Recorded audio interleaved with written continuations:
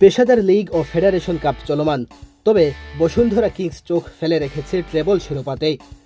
স্বাধীনতার পর ঘরোয়া ফুটবলে ট্রেবল জিতেছে 3টি ক্লাব। ঢাকা মোহামেডান, শেখ রাসেল ক্রীড়া চক্র ও বসুন্ধরা কিংসের এ কৃতিত্ব রয়েছে।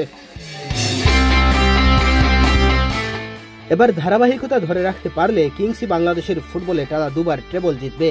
গতবার লিগ ছাড়াও স্বাধীনতা ও ফেডারেশন কাপে চ্যাম্পিয়ন হয়েছিল তারা। এবার ফুটবলের নতুন আসর চ্যালেঞ্জ কাপে চ্যাম্পিয়ন হয়ে মৌসুম শুরু করেছে কিংস। নতুন নিয়মের ফেডারেশন কাপে ওয়ান্ডার্সকে হারিয়ে এ গ্রুপ চ্যাম্পিয়ন হয়ে প্লে অফ নিশ্চিত করেছে তারা। প্রতিপক্ষ ঠিক না হলেও প্লে অফ জিতলেই ফাইনালে জায়গা করে নেবে বসুন্ধরা কিংস।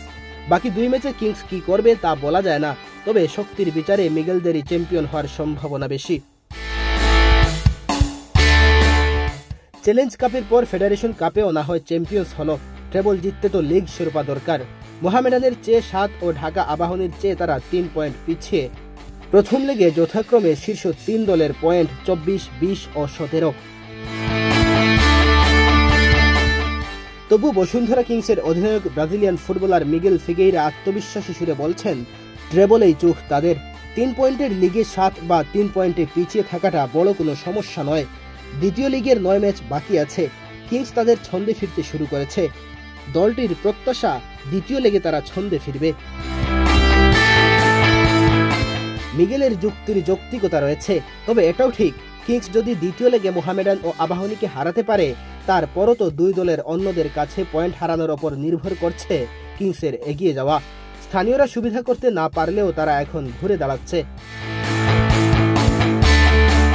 ট্রেবলেই চোখ কিংসের। তারপর আবার ভালো মানের 2 বিদেশি আনলে কিংস যে ভয়ঙ্কর রূপ ধারণ করবে এ নিয়ে সন্দেহ নেই। তবে কিংস ট্রেবল জিতবে কিনা তা সময়ই বলে দেবে। ফেডারেশন কাপের শেষ ম্যাচে তারা ঢাকা ওয়ান্ডার্সকে 5-0 গোলে হারিয়ে গ্রুপ চ্যাম্পিয়ন হয়েছে।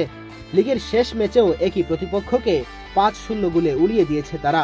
দল নিচের সারির হোক, টানা 2 ম্যাচে 10 গোলে জেতাতেই প্রমাণ মেলে কিংস তাদের চেনা রূপে ফিরছে। মেহেদী হাসান তালহা, বাংলাদেশ প্রতিদিন।